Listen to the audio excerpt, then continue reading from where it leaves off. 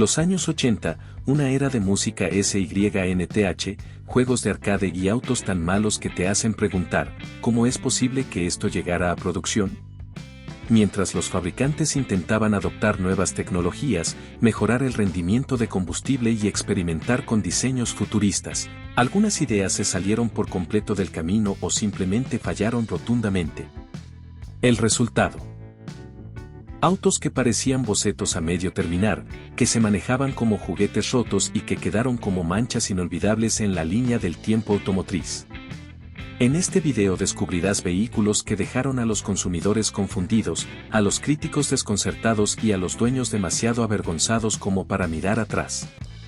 Y si crees que ya viste el auto más extraño jamás construido, espera hasta el 11, ahí te darás cuenta de que la fealdad no tiene límites. Así que abróchate el cinturón porque nos sumergiremos en los errores mecánicos, los desastres de diseño y las gloriosamente terribles máquinas que definieron el lado oscuro de la historia automotriz de los 80. ¿Listo? ¡Vamos! AMC Eagle Comeback. Si ves el Eagle Comeback y piensas parece un gremlin levantado como 4X4, no estás tan equivocado. Pero la verdad es aún más rara. AMC, una empresa real, construyó esta cosa. A finales de los años 70, AMC estaba en problemas, con autos anticuados y sin dinero. Pero tenían a Jeep, así que decidieron combinar su sistema de tracción 4X4 con carrocerías que ya tenían. Así nació la línea Eagle. Una idea inteligente, hasta que la expandieron con el Comeback. El Comeback era básicamente un AMC Spirit, que ya era una versión modificada del Gremlin, ahora levantado y equipado con el sistema 4X4 de Jeep. El resultado fue un hatchback extraño y torpe que parecía ensamblado con piezas sobrantes del almacén. Aunque la línea Eagle en general vendió bien, solo se vendieron 5,63 Comebacks. Y buena suerte encontrando una foto de su parte trasera en un catálogo de AMC, incluso ellos parecían saber que era un chiste rodante. Alfa Romeo Milano. Uno esperaría que un Alfa Romeo irradiara encanto italiano, diseño poético y estilo emocional. Pero con el Milano de 1985, todo eso se volcó por completo. Este sedán se suponía que marcaría una nueva era para Alfa, con un diseño de tracción trasera, el legendario motor V6 Buso y una conducción deportiva. Sonaba prometedor hasta que lo veías. El Milano parecía un diseño que colapsó a la mitad. Como si hubiese empezado siendo un sedán ejecutivo grande y, a medio camino, el software de diseño hubiera dicho hasta aquí llegué. Las proporciones se sienten incorrectas, la parte trasera parece recortada y nada luce alineado. El interior tampoco ayuda, interruptores ubicados de forma extraña, ángulos de visibilidad incómodos y un acabado muy inferior a lo que se espera de una marca italiana premium. El Milano no fue un desastre mecánico, pero visualmente sí fue un tropiezo enorme que demostró que incluso los fabricantes italianos pueden fallar estrepitosamente. Maserati Biturbo. Cuando escuchas Maserati, piensas en elegancia, velocidad y prestigio. Pero el Biturbo de 1981 hizo que mucha gente reconsiderara todo eso. En papel, era ambicioso, un coupé de tracción trasera con el primer motor V6 biturbo del mundo en un auto de producción masiva. Un intento de llevar Maserati a un mercado más amplio sin perder su alma italiana. Suena emocionante, hasta que lo ves. El biturbo parece un sedán económico japonés genérico. Peor aún, parece una mala copia del Chevy Station Coupe. Sin líneas definidas, sin carisma, solo una caja metálica sin chispa. Y su fiabilidad era un desastre. El motor era complejo, la electrónica caprichosa y los materiales interiores se desgastaban rápido. Se convirtió en un agujero negro de mantenimiento.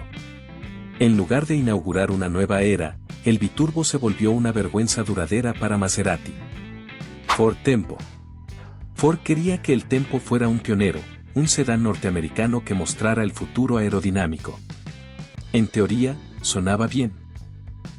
Carrocería elegante, faros al ras estilo europeo y un diseño enfocado en la aerodinámica. Pero hubo un pequeño problema, los faros modernos no fueron aprobados a tiempo. Así que cuando el Tempo salió en 1984, llevaba lámparas cuadradas anticuadas con marcos cromados. Un diseño futurista convertido en viejo al instante. Peor aún, años después Ford actualizó la parte trasera con un diseño cuadrado y torpe. Arreglaron el frente solo para arruinar la parte trasera. Un paso adelante, dos atrás. Bajo el cofre tenía un 4 cilindros recortado de un viejo 6 en línea, débil, ruidoso y tosco. La suspensión barata hacía que el manejo fuera rebotón y el interior era tan aburrido que inducía al sueño. El Tempo no fue horrible en todo, pero sí lo suficiente como para representar una era llena de concesiones y errores estratégicos. Ford lo intentó, pero no fue suficiente. Nissan Stanza Wagon. Algunos analistas dicen que la Stanza Wagon de 1982 fue la primera crossover moderna. Tenía altura elevada, interior espacioso y un enfoque práctico. Muy adelantada para su tiempo. Pero hay una gran razón por la que casi nadie la recuerda, su apariencia. Parecía una minivan de reparto dibujada por un niño. Líneas duras, silueta cuadrada y un frente que parecía aplastado por una prensa hidráulica. Las enormes ventanas laterales la hacían parecer un transporte de casa de retiro más que un vehículo futurista. La idea era buena, pero el diseño arruinó todo. Los compradores estadounidenses no estaban en contra de los crossovers, solo no querían verse conduciendo algo así. La Stanza falló no por concepto, sino por ejecución. Con un diseño más atractivo, hoy quizás sería considerada una pionera en lugar de un caracol de acero perdido en la evolución automotriz. Subaru XT. Los 80 fueron una era dorada del diseño futurista, angular, aerodinámico, experimental. El Subaru XT de 1985 es prueba de esa ambición y de sus errores. Este coupé parecía una cuña. Largo, bajo y plano, con líneas rectas por todas partes. En vez de verse deportivo, parecía un prototipo sin terminar o un juguete plástico sacado de un anime japonés. Por dentro, las cosas se ponían aún más raras, un volante en forma de L acostada, un tablero digital estilo videojuego y una palanca de cambios enorme que confundía a cualquiera.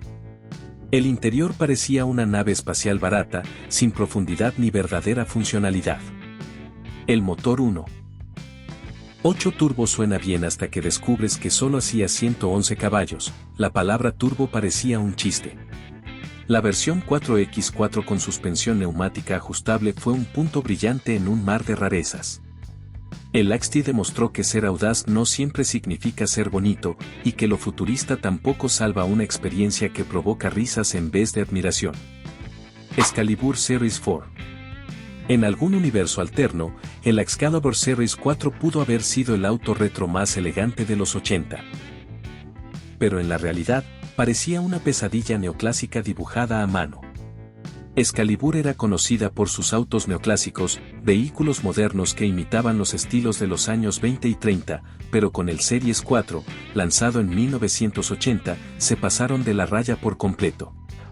Parrilla vertical, techo dividido estilo carruaje, llantas con apariencia de repuesto lateral falsa y riñes de alambre pretendiendo venir de un Mercedes-Benz SSK. El auto parecía una limusina construida para un villano de caricatura. Peor aún, la parte trasera cuadrada se asemejaba a una caja de cartón, arruinando cualquier proporción propia de un auto de lujo. Aunque fue de producción limitada y tenía un precio premium, el Series 4 nunca se convirtió en un ícono del diseño, a menos que cuenten fiestas de disfraces.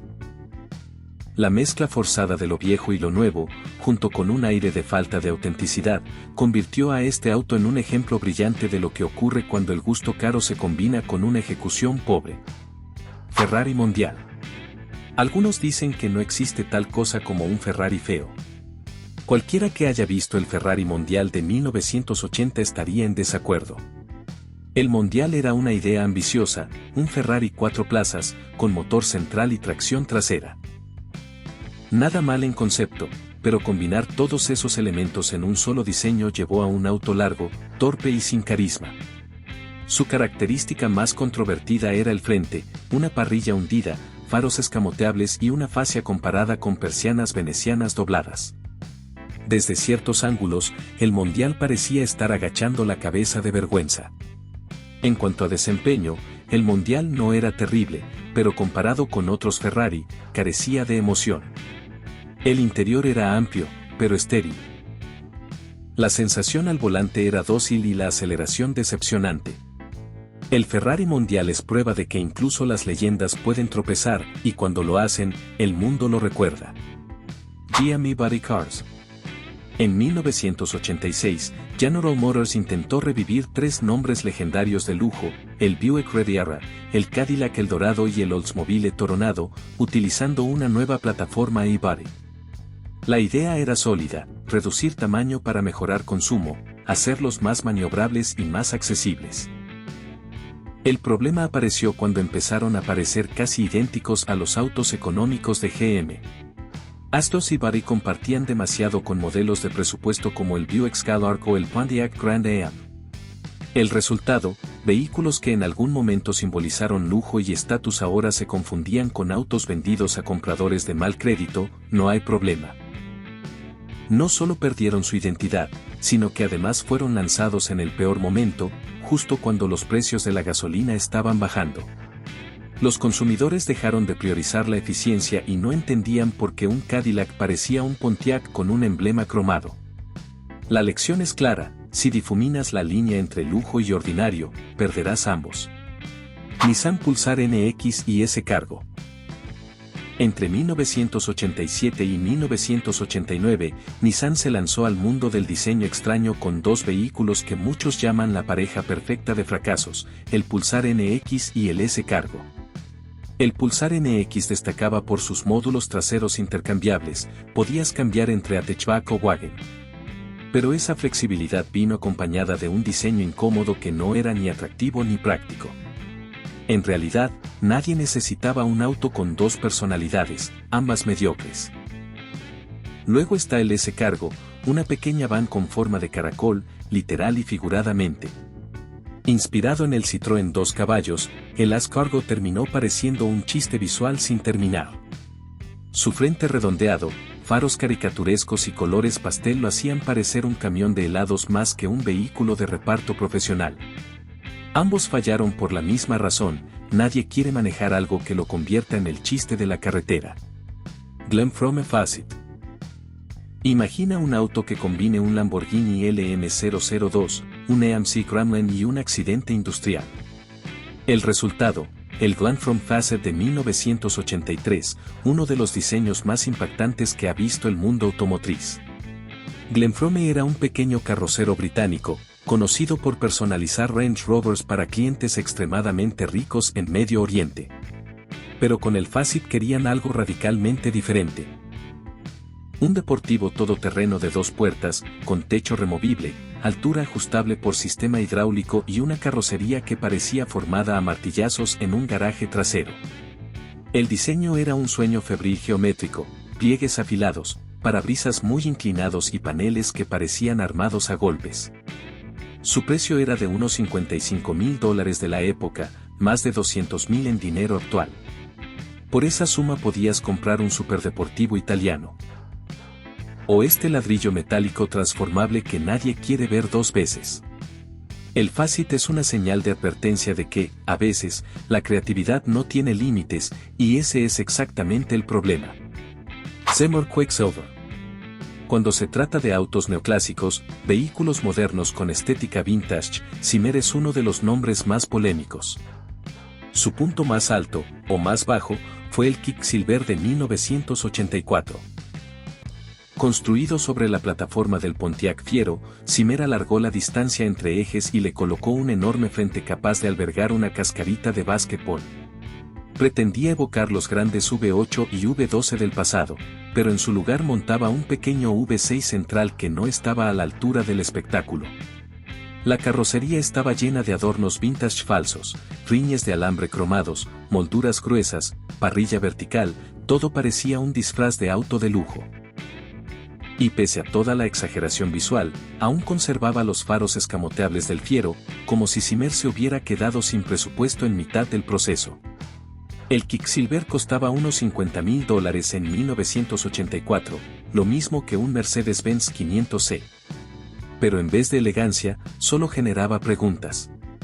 El Quetzalcoatl es un recordatorio costoso de que añadir detalles retro no convierte algo en clásico. Tras repasar algunos de los autos más controvertidos de los 80, queda claro que esta fue una década en la que los fabricantes estaban dispuestos a intentar cualquier cosa, incluso cosas que claramente no debían. Desde cupés extraños hasta neoclásicos inexplicables, esta lista demuestra que la creatividad a veces cruza la línea hacia la locura. Y aún así, son estos fracasos los que le dieron carácter a la década. Nos recuerdan que no todo auto raro es malo, y no todo auto malo es inútil. Algunos incluso se están convirtiendo hoy en clásicos de culto. ¿Has visto alguno de estos en persona? ¿Cuál crees que es el peor de todos? Déjame tus pensamientos en los comentarios. Deja un like si disfrutaste el recorrido y no olvides suscribirte para más historias extrañas del mundo automotriz. Todos los días subimos un video nuevo. Nos vemos mañana. Hasta pronto.